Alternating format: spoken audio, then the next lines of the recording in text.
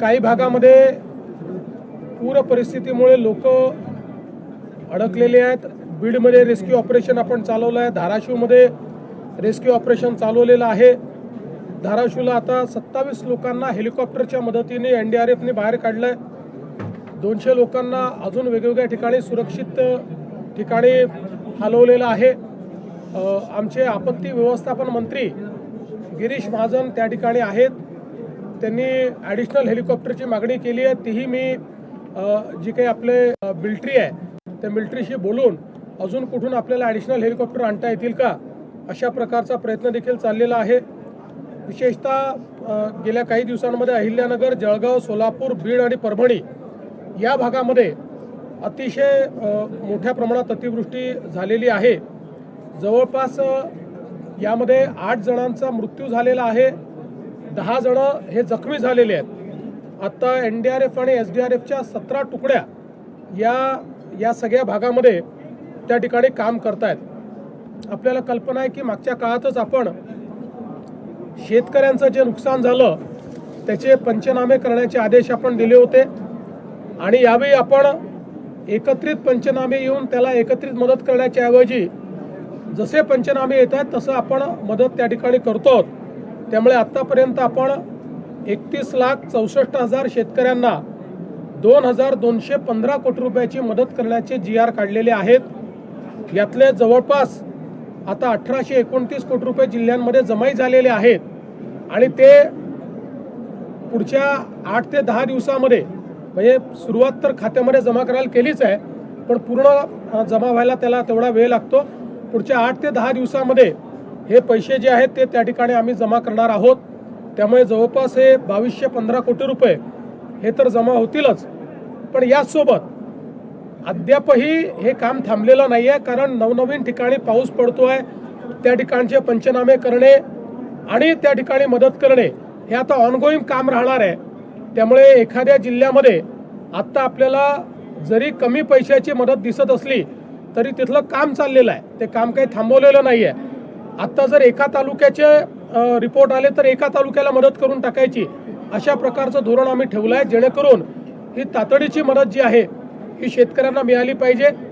यासोबत मृत्यू असेल किंवा दुर्दैवी घटना असतील त्याला मदत करण्याच्या संदर्भातले अधिकार हे जिल्हाधिकाऱ्यांच्या स्तरावर दिलेले आहेत। जनावरांचं जे नुकसान आहे त्या संदर्भातले अधिकारही आपण लोकल स्तरावर दिले आहेत। पुरामुळे जे काही घरांची हानी होते त्याचे अधिकार हे लोकल स्तरावर जिल्हाधिकाऱ्यांना आपण दिलेले आहेत आणि त्यांना उणे पद्धतीने देखील त्याचा विड्रॉल करता येईल अशा प्रकारची व्यवस्था आपण उभी केलेली आहे, जेणेकरून पैशाची त्या ठिकाणी कुठली कमतरता पडणार नाही। आज मंत्रिमंडळामध्ये याचा एक सविस्तर आढावा घेण्यात आलेला आहे। कुठल्या जिल्ह्यामध्ये काय परिस्थिती आहे याचा संपूर्ण आढावा आम्ही सगळ्यांनी घेतलेला आहे। उद्या पालकमंत्र्यांना किंवा सगळ्या मंत्र्यांना या पूरग्रस्त भागामध्ये त्या ठिकाणी आपण सांगितलेलं आहे की त्यांनी भेटी दिल्या पाहिजेत। मी स्वतः देखील काही भागांमध्ये उद्या जाणार आहे। फक्त आमचा प्रयत्न हा असेल की जिथे मोठ्या प्रमाणात मदत कार्य चाललंय त्या मदत कार्यावर कुठला ताण येऊ नये अशा प्रकारचा आमचा प्रयत्न असेल तर त्याला उलट पूरक मदत काय करता येईल अशा दृष्टीने हे दौरे आमचे असतील आणि एक परिस्थिती समजून घेऊन त्यात अजून अधिक मदत आपल्याला काय करता येईल, जेणेकरून आज जो आमचा शेतकरी उद्ध्वस्त होतोय त्या उद्ध्वस्त होणाऱ्या शेतकऱ्याला आपल्याला कशा पद्धतीनं अधिकचा दिलासा देता येईल याचाही प्रयत्न राज्य सरकारच्या वतीनं केला जाईल। ओला दुष्काळ जाहीर करावा अशी विरोधक मागणी करतात। ओला दुष्काळ संदर्भात काही प्रश्न सुरू आहेत का? ओला दुष्काळ संदर्भात असं आहे की ओला दुष्काळ काय, या ठिकाणी जे काही नुकसान झालेलं आहे त्याकरता जेवढ्या पद्धतीची मदत आपल्या नियमांमध्ये आहे ती सगळी मदत आम्ही त्या ठिकाणी देऊ। सर, जमीन खरवडून निघालेली आहे, त्यामुळे काल सुरेश दास यांनी एक विशेष मागणी केली होती की रोयोच्या माध्यमातून सुद्धा शेतकऱ्यांना कशा प्रकारे दिलासा दिला येऊ शकतो आणि वेगळ्या प्रकारे या मदतीमध्ये काही ॲडिशनल तुम्ही तरतूद करणार? खरडून गेलेल्या जमिनीकरता ऑलरेडी आपला GR आहे, त्याच्यामध्ये आपल्याला मदत करता येते आणि आपण नरेगाच्या थ्रू देखील ती मदत करतो। मला जे सुरेश धसांनी पत्र दिलेलं आहे त्यात त्याचे नॉर्म्स रिवाईज करावे अशी मागणी त्यांनी केलेली आहे. शासन त्याच्यावर सकारात्मक विचार करत आहे. केंद्राकडे मदतीचा प्रस्ताव पाठवला गेलेला आहे. केंद्राकडून काय मदत अपेक्षित आहे? बघा, केंद्राची मदत याला वेळ लागतो, कारण सगळं असेसमेंट करून एकच प्रस्ताव हा केंद्राकडे जातो आणि त्यानंतर केंद्र त्या संदर्भात मदत करतो. पण आपल्याला माहिती आहे की NDRFच्या अंतर्गत केंद्र सरकारने आपल्याला ॲडव्हान्समध्ये पैसे दिलेले असतात. त्यामुळे ते पैसे आपण खर्च करतो आणि आपले पैसे गरज पडली तर आपण त्या ठिकाणी जे काही पैसे लागतील ते देतो आणि त्यामुळे केंद्र सरकारची मदत निश्चित घेऊ, ती मदतही मिळेल. पण त्याकरता राज्य सरकार थांबणार नाही. आपल्या शेतकऱ्यांना तातडीची जी काही मदत याच्यामध्ये करता येईल ती सगळी आम्ही करू. आज गिरीश महाजन ज्यावेळेस भेट देत होते, सरकारचा आज एक GR बाहेर काढलेला आहे. त्यामध्ये 1339 कोटी रुपये जून, जुलै, ऑगस्ट या 3 महिन्यासाठी म्हटलेलं आहे. म्हटलं की 2215 कोटी रुपये. काय नेमकं असं आहे, मी पुन्हा सांगतो, सातत्याने आम्ही GR काढतो आहोत. एक सिंगल GR नाही आहे, वेगवेगळे GR निघालेले आहेत. या सगळ्या GRची आत्तापर्यंत आम्ही रिलीज केलेले जे पैसे आहेत ते 2215 कोटी रुपये आहेत. 2215 कोटी 31,64,000 शेतकऱ्यांकरता.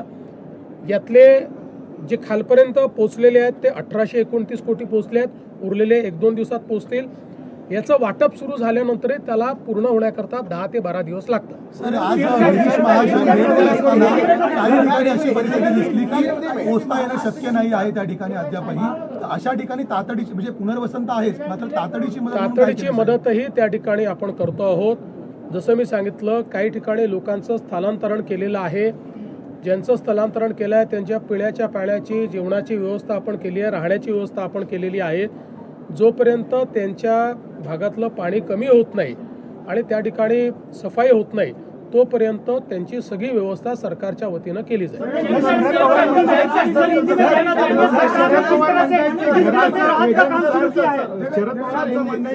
जनावरांचं मोठ्या प्रमाणामध्ये नुकसान झालेलं आहे, घरांचं नुकसान आहे, शेतीचं वेगळं नुकसान आहे. अशा वेगवेगळ्या पद्धतीचं वेगवेगळं नुकसान भरपाई देण्यात यावी असं म्हणणं नाही. बरोबर आहे, त्यांचं म्हणणं कुठेही चूक नाही. वेगवेगळीच नुकसान भरपाई आपण देतो. म्हणून मी सांगितलं की आपण ऑलरेडी सगळ्या कलेक्टरांना घराच्या नुकसानीबद्दल त्या ठिकाणी अधिकार दिलेले आहेत, जनावराच्या नुकसानीबद्दल अधिकार दिलेले आहेत. त्याचं स्टँडिंग ऑर्डर आपण काढलेला आहे.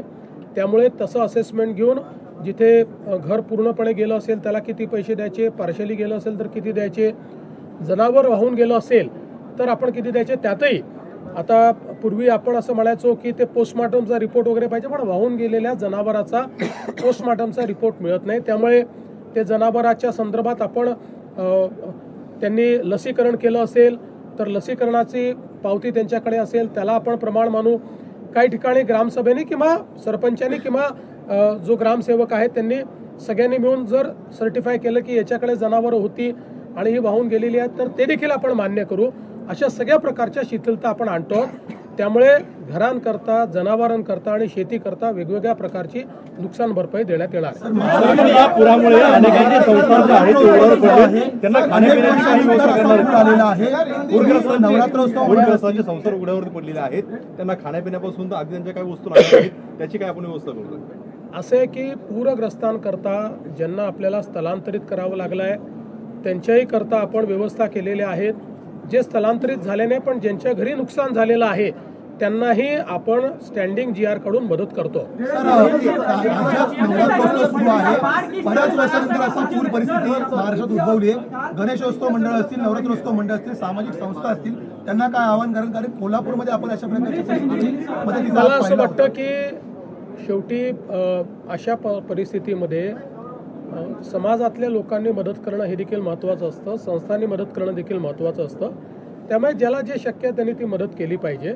पण सरकार मात्र कुठेही मदतीमध्ये मागे राहणार नाही. उद्धव ठाकरे म्हणतात की मराठवाड्याला सापत्य वागणूक दिली जाते. कुठलेही मंत्री असतील, मुख्यमंत्री असतील, ते अद्याप मराठवाड्याकडे फिरकले नाहीत. केंद्राकडून एक 10,000 कोटीची मदत दिली पाहिजे. पहिल्यांदा तर जवळजवळ सगळे पालकमंत्री आपापल्या क्षेत्रात जाऊन आले, मराठवाड्यात जाऊन आलेले आहेत आणि उद्या देखील जाणार आहेत. मी स्वतःही जाणार आहे. आता खरं म्हणजे मला याचं राजकीयकरण करायचं नाही, पण अशी मागणी उद्धवजींनी करणं हे किती हास्यास्पद आहे. कारण त्यांच्या काळामध्ये ज्यावेळेस अशा प्रकारची घटना झाली होती त्यावेळेस लाल कार्पेटवर काय झालं होतं मला आता त्याच्यात जायचं नाही आहे. पण ठीक आहे, त्यांनी राजकारण करू नये अशी माझी अपेक्षा आहे. लोकांना अशा काळामध्ये राजकारण अपेक्षित नसतं. सगळ्यांनी मिळून लोकांना मदत केली पाहिजे.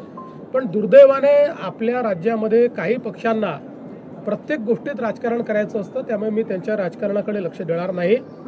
यामध्ये जी काही मदत आहे ती आम्ही करू आणि केंद्र सरकारने मदत करेल.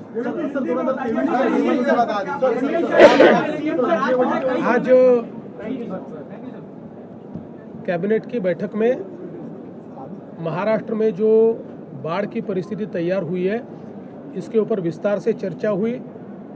कुल मिलाकर अभी तक 975 मिलीमीटर की बारिश हुई है, जो एवरेज के 102